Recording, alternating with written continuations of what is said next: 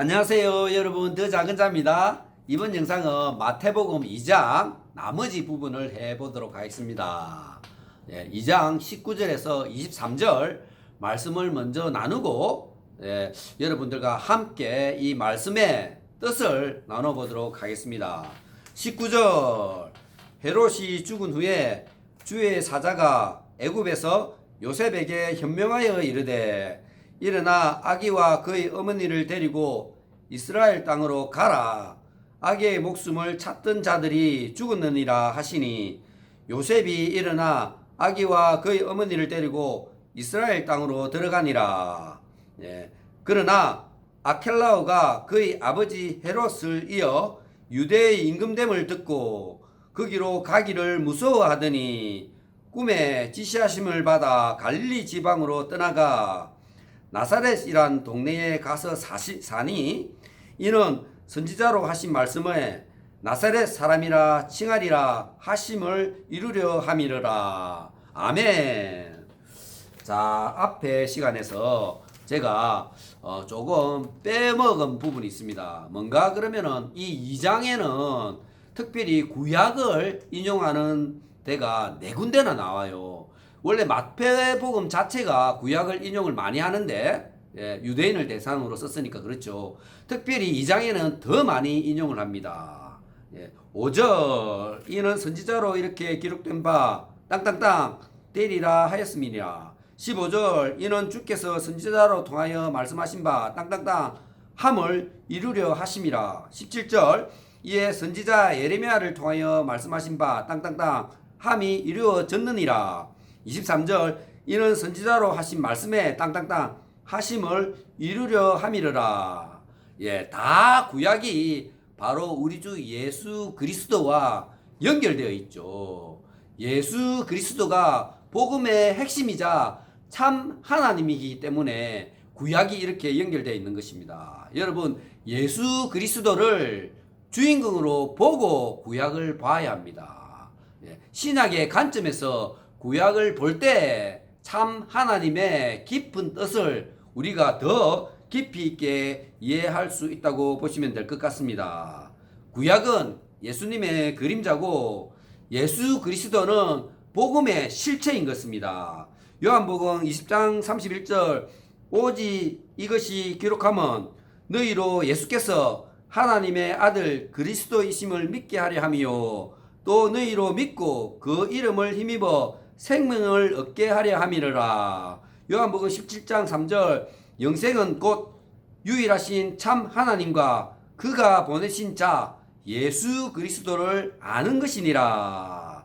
현재와 미래, 구약과 신약 모두 성령 하나님, 성령님을 통해서 예수님을 충분히 이해할 때 모든 것이 이해된다고 보시면 될 것 같습니다.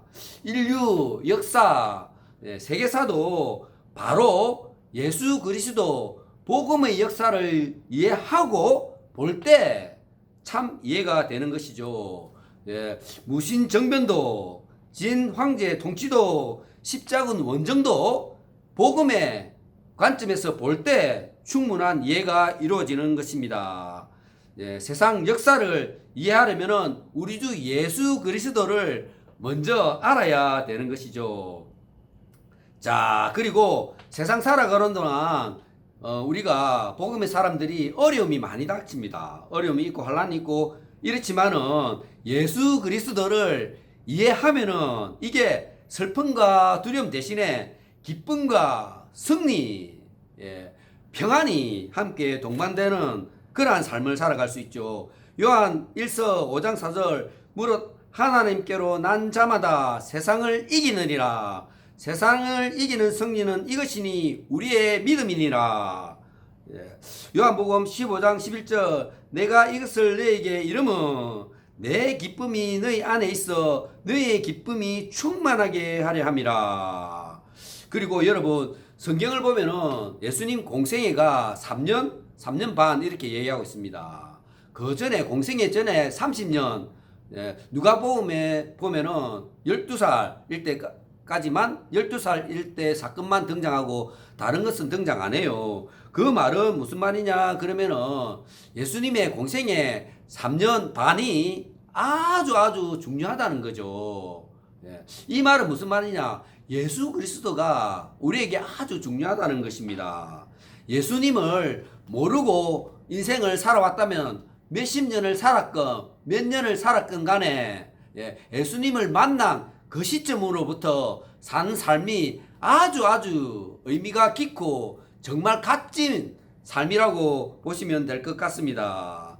그리고 예수 그리스도를 주로 영접한 사람은, 예수님을 만난 사람은, 참 하나님을 만난 사람은 참 하나님 예수 그리스도 얘기로, 참 하나님 예수 그리스도의 삶으로, 복음의 삶으로 모든 게 구성되게 되는 것입니다. 예수 그리스도를 알면은 그렇게 바뀔 수밖에 없는 거죠. 자, 그리고 제가 앞절에서 조금 덜 언급한 부분이 있는데 16절, 이에 헤롯이 박사들에게 속은 줄 알고 심히 노하여 사람을 보내어 베들레헴과 그 모든 지경 안에 있는 사내 아이를 박사들에게 자세히 알아본 그때를 기준으로 하여 2살부터 그 아래로 다 죽이니라고 되어 있습니다. 아주 비참한 일이 일어났죠. 네. 정말 억울하고도 억울하고 정말 기가 막힌 일이라고 보시면 될 것 같습니다. 여러분, 우리가 세상에 살면서 억울한 일을 당해본 경험이 누구나 다 있을 것입니다. 예, 성경에서 너무 이렇게 처참하게 비추고 있지만은 그러한 처참한 비참한 억울함이 아니더라도 세상에는 억울한 일들이 굉장히 많습니다. 우리가 아는 억울한 일도 있고 모르는 억울한 일도 있고, 예. 이렇게 학살 같은 이러한 억울한 일이 아니더라도 인간은 죄의 세상을 살기 때문에, 타락한 인간이 살아가는 세상이 이 세상이기 때문에 억울한 일이 자연스럽게 일어납니다. 예수님도 복음을 전하시다가 억울하게 십자가에 죽으셨습니다. 우리가 세상을 살면서 작든 크든 억울한 일을 당하고 사는데 이 억울한 일을 안 당하고 사는 것은 사실 불가능합니다. 죄의 세상이라 조금만 힘이 없으면은 힘 있는 사람으로부터 또는 힘 있는 기관으로부터, 힘 있는 사회로부터 억울한 일을 당합니다. 힘이 있는 사람도 더 힘이 있는 사람으로부터 또 억울한 일 당하고 그렇게 살지만은, 중요한 거는 여러분, 그것은 바로 순간의 삶이란 거죠. 이 세상에 사는 삶에서만 이루어진다는 것입니다. 시간이 지나면 이게 다 이 세상 삶은 없어지게 됩니다. 여러분, 혹시 그리스도인으로 살면서 하나님을 믿는 믿음의 사람으로 살면서 누구를 억울케 하신 일이 없습니까? 기억나신다면 회개하셔야 됩니다. 그리고 억울한 그런 일이 많이 일어나는 세상이기 때문에 주위에 억울한 일을 당하신 분이 있는지 찾아보고 함께 위로하고 격려하고 기도하고 이렇게 살아가야 할 것 같습니다. 그리고 본인이 억울한 일을 행하면은 제가 말씀하신 대로 정말 참회하고 회개해야 됩니다. 이사야서 57장 15절, 지극히 존귀하며 영원히 가시며 거룩하다 이름하는 이가 이와 같이 말씀하시되, 내가 높고 거룩한 곳에 있으며 또한 동해하고 마음이 겸손한 자와 함께 있나니, 동해하고 마음이 겸손한 자와 함께 있나니, 이는 겸손한 자의 영을 소생시키며 동해하는 자의 마음을 소생시키려 함이라 라고 하나님께서는 말씀하고 계십니다. 주위를 둘러보면서 억울한 자를 위로하며 사시는 삶을 사시길 부탁드립니다. 자, 그리고 앞에 장에서 제가 언급을 드렸는데 아기와 그의 어머니 이렇게 나온다고 했습니다. 마리아 대신에 그의 어머니라는 표현을 썼고, 아기라는 아기 예수님을 강조하는 그런 이장이라고 보시면 될 것 같은데, 물론 어리니까 아기라고 했죠. 하지만은 그 아기의 의미가 또 다른 의미가 있습니다. 바로 하나님은 사랑이시다. 하나님은 성부 하나님, 성자 하나님, 성령 하나님, 삼위일체의 하나님인데 왜 그런가 그러면은 아버지와 아들의 관계, 사랑의 관계 이거죠. 그 사랑을 알려주는 분이 또 성령 하나님이시고 사랑의 관계, 혼자 독립적으로 하나님이 존재한다면은 사랑을 할 수 있는 관계가 아닙니다. 사랑은 주고받는 관계죠. 아버지가 아들, 아들이 아버지와 함께 주고받고 하는 사랑의 관계인 거죠. 우리의 신앙도 마찬가지입니다. 여기 왜 아기 예수님이라고 특별히 얘기하고 있냐 그러면은 아기 예수님은 귀엽잖아요. 순전하고 순수하고 사랑하고 싶죠. 예, 귀엽고 연약하니까 우리가 사랑을 하고 싶은 거죠. 예, 복음의 진리도 마찬가지입니다. 우리가 일방적으로 하나님께 사랑을 받는 것이 아니라 하나님께 사랑을 또 주어야 되는 것입니다.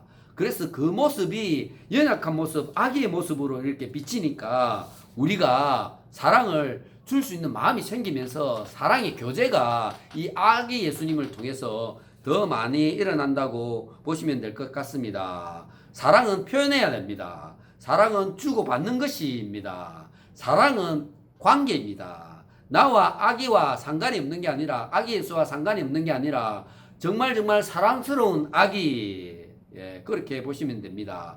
그러면은 또 아기라는 다른 의미가 어떤 의미가 있냐 그러면은 아기는 미성숙됐잖아요.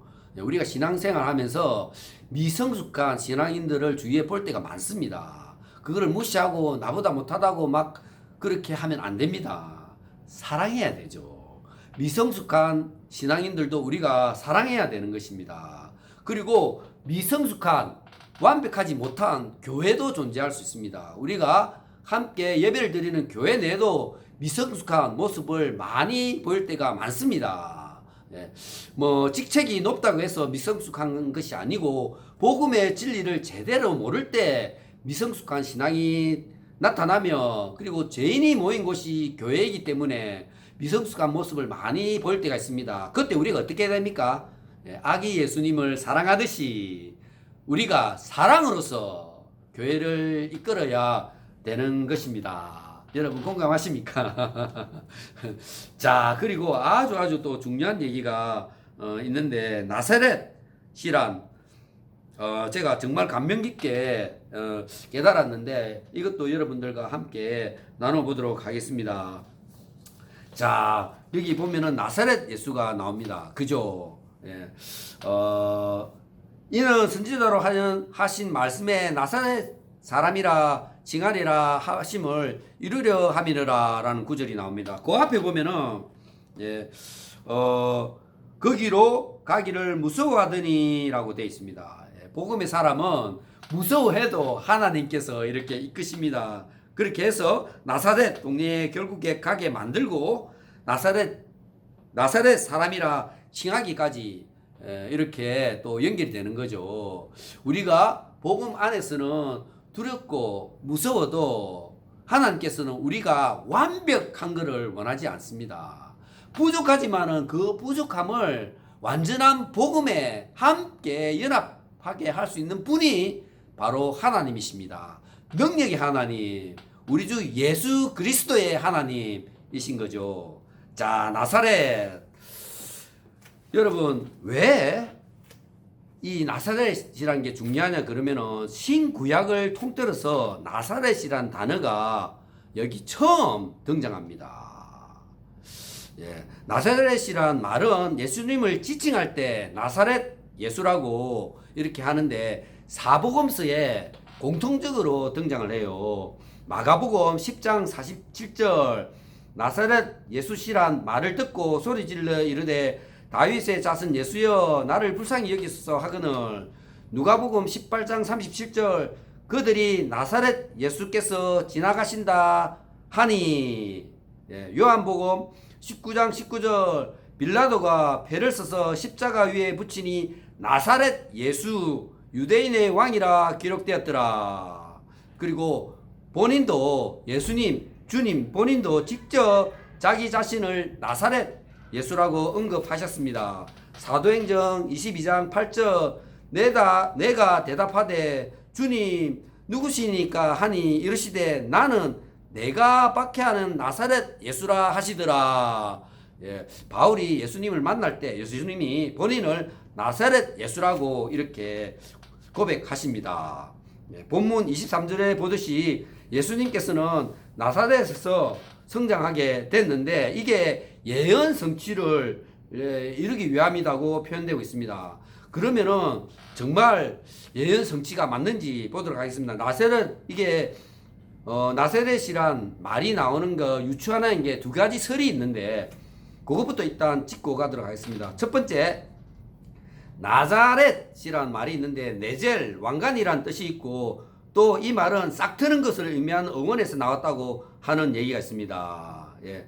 이사야서 11장 1절 예수 그리스도께서는 이새의 뿌리에서 싹트시었다라고 표현하는 그 구절이 나오는데 거기에 이 나자렛이라는 말이 나오고 두 번째로는 이 나사렛이 나실인이라는 어원과 비슷하다. 그렇게 해서 삼손 이외에도 세례 요한이 나실인이었는데 이에 해당하는 어원이 나지르 즉 바치다 이런 뜻이었는데 이게 뭔가 그러면은 거룩하게 하다 구별하다 뜻의 동사 나자르에서 파생된 명사라고 합니다. 그래서 나실인 거기에서 아마 나사렛이란 말이 나왔지 않았냐라는 그런 얘기가 있는데 제가 더 깊이 알아본 바로는 바로 이 성경 구절에 답이 있어요. 이런 선지자로 하신 말씀에라고 보면은 이게 영어 성경으로 보면은 NIV라면은 through the prophet 이라고 하면서 S가 붙어요. 복수로 표현되어 있습니다. 예, 그리고 킹 제이스 버전에는 by the prophets이라 해서 역시 복수로 되어 있습니다. 그러니까 구약에 있는 특정한 성경 구절 앞에 1, 2번 예처럼 그렇게 특별한 그것을 의미하는 것이 아니라 구약 전체 선지자들이라고 되어 있으니까 구약 전체에서 내포하는 의미라고 보시는 게 오히려 더 성경 해석에 가깝다고 보시면 될 것 같습니다. 그리고 우리가 흔히 예수님을 부를 때 나사렛 예수라고 합니다. 나사렛 예수의 나사렛은 과연 무슨 의미가 있을까요? 예수님 시대나 그 이전 시대에도 나사렛은 아주 보잘것없는 가치 없는 시골 중에 시골이었습니다. 구약에서 갈릴리 나사렛은 성지도 아니고 특별한 의미 있는 장소도 아닙니다. 그렇게 해서 구약에 언급된 적이 없습니다. 표면적으로 나사렛 예수라고 부른 이유에 대해서는 표면적으로는 아주 간단한 예가 될 수 있는데 당시 예수라는 이름이 많았기 때문에 다른 예수라는 이름을 가진 사람들과 구별하기 위해서 지명을 붙여서 나사렛 예수라고 했다. 그렇게 부르는 게 있는데 더 깊은 의미가 있습니다. 그건 좀 이따 알려드리고 예를 들자면은 막달라 마리아, 아리마대 요셉, 가롯 유다처럼 지명이 이렇게 붙는 거죠. 아리마대 지명, 가롯이라는 지명처럼 지명을 붙이는 것처럼 나사렛 예수라고 쓰여졌다. 그렇게 하고 또 어떤 사람은 이름에 세베대의 아들 요한처럼 아버지 이름을 연결해서 이름을 지칭하는 게 유대인의 관습이었습니다. 그랬는데 유대인들이 예수님을 나사렛 예수라고 부른 거는 예수님을 경멸하고 예수님을 낮추어 불렀다고 보시면 될 것 같습니다. 나사렛 예수란 말은 그 어디서도 보지 못한 시골떡이 예수의 의미가 강함을 이렇게 유대인들이 낮춰서 부르자 하니까 그 의미를 부여해서 부른 거죠. 그게 어디에 나오냐 그러면은 요한복음부터 사도행전까지 나오는데 요한복음 1장 45절 빌립이 나다니엘을 찾아 이르되 모세가 율법에 기록하였고 여러 선지자가 기록한 그 일을 우리가 만났으니 요셉의 아들 나사렛 예수라. 46절 나다니엘이 이르되 나사렛에서 무슨 선한 것이 날 수 있느냐. 여기서 나사렛이 조금 시골뜨기 이런 의미가 있죠. 그리고 마가복음 14장 66절에서 67절 베드로는 블라블라블라 베드로 얘기 나옵니다. 베드로가 불을 쬐고 있는 모습을 보고 주목하여 이르되 너도 나사렛 예수와 함께 있었다 하거늘 할 때 예수님을 나사렛 예수와 함께 있었다고 표현합니다. 아주 낮춰 그렇게 칭하고 있죠. 그리고 사도행전 24장 5절 우리가 보니 이 사람은 전염병 같은 사람이라 천하를 흩어진 유대인들을 다 소용하게 하는 자요 나사렛 이단의 우두머리라 라고 표현합니다. 나사렛 이단의 우두머리. 경멸하는 그런 뉘앙스로 포함되어 있습니다. 나사렛은 이스라엘의 변방인 갈릴리 작은 마을에 지나지 않을 뿐만 아니라 나사렛 사람들조차도 예수님을 하나님의 아들로 일컫기는커녕 복음을 전파하는 예수가 미쳤다 조롱하고 이 복음을 전하는 예수님을 하나님의 불경스럽게 하나님을 불경스럽게 이른다고 그렇게 얘기했습니다. 그렇게 해서 고향에서도 2번이나 배척이 됐는데 그게 3군데 묘사되어 있습니다. 누가복음 4장 29절 일어나 동네 밖으로 쫓아내며 그 동네가 건설된 산 낭떠러지까지 끌고 가서 밀쳐 들이뜨리고자 하되라고 되어 있습니다. 동네 밖으로 쫓아낸다는 표현이 있죠. 그리고 마태복음 13장 57절 예수를 배척한지라. 마가복음 6장 3절 예수를 배척한지라. 그러면은 나사렛 동네만 그러느냐? 예수님의 외모적인 모습은 어땠는가 보면은 이사야서 53장 2절 그는 주 앞에서 자라나기를 연한 순 같고 마른 땅에서 나온 줄기 같아서 고운 모양도 없고 예수님 형체에 대해서 얘기하죠. 고운 모양도 없고 풍채도 없은즉 우리의 보기에 흠모할 만한 아름다운 것이 없도다라고 표현을 하고 있습니다. 그리고 요한복음 8장 57절 유대인들이 이르되 내가 아직도 50세도 못 됐는데 아브라함을 보았느냐라고 예수님을 얘기하는데 예수님 나이가 30대 초반인데도 표현을 아직도 50세가 못 되었다고 표현하고 있습니다. 늙었다는 얘기죠. 사실 성경에서는 예수님 외모에 대한 구체적인 설명은 나와 있지 않습니다. 단지 예수님 외모가 물론 영적으로는 멋지고 아름답고 정말 거룩하고 귀하신 분이지만은 외모적으로는 흠모할 만한 외모가 아니었다고 이렇게 알려주고 있죠.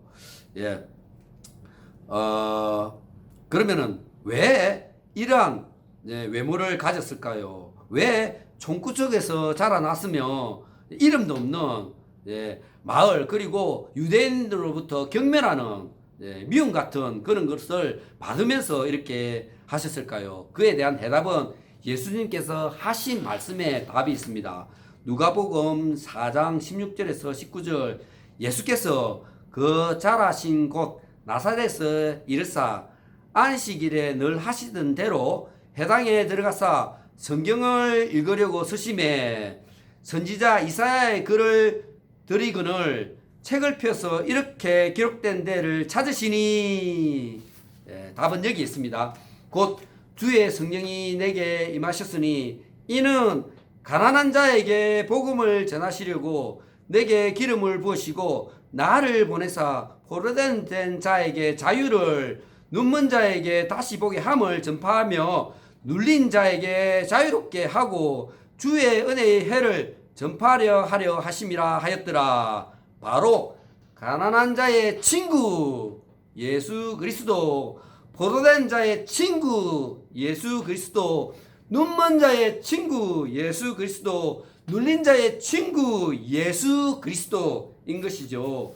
가난한 자에게 복음을 전하시게 하기 위해서 멈춰 비천한 종의 신분으로 오신 예수 그리스도, 흠모할 모양새를 띠고 있지 않는 예수 그리스도, 포로된 자의 자유를 주기 위해 스스로가 육신의 포로가 되어서 죽음 앞에 서신 예수 그리스도, 눌린 자에게 자유를 전하시려 하늘 영광을 버리신 예수 그리스도, 눈먼 자에게 눈이 되기 하기 위해서 영광의 나라, 영광의 눈이 되어서 영광의 나라를 보게끔 하신 예수 그리스도. 빌립보서 26장 8절 그는 근본 하나님의 본체시나 하나님과 동등됨을 취할 것으로 여기지 아니하시고 오히려 자기를 비워 종의 형체를 가지사 사람들과 같이 되셨고 사람의 모양으로 나타나사 자기를 낮추시고 죽기까지 복종하셨으니 곧 십자가의 죽음이라. 이런 예수님은 12제자를 부르사 둘씩 보낼 때도 뭐라고 하셨습니까? 마가복음 6장 8절에서 9절 명하시되 여인을 위하여 지팡이 외에 양식이나 배낭이나 전대나 돈이나 아무것도 가지지 말며 10만 신고 2벌 옷도 입지 말라고 하셨습니다. 왜 그렇습니까? 가난한 자에게 진정한 사랑을 전하기 위해서, 가난한 자에게 진정한 생명의 복음을 전하기 위해서 그렇게 함께 낮아지고 비우라는 거죠. 세례 요한도 마찬가지입니다, 여러분. 마태복음 3장 4절 이 요한은 낙타틀 옷을 입고 허리에 가죽띠를 띠고 음식은 메뚜기와 석정이더라. 그리스도 안에서는 이렇게 없고 부족한 것이 자랑이 됩니다.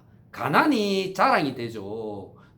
눌린 것이 자랑이 되고 눈먼 것이 자랑이 되고 부족한 것이 자랑이 되는 것입니다. 복음 안에서는.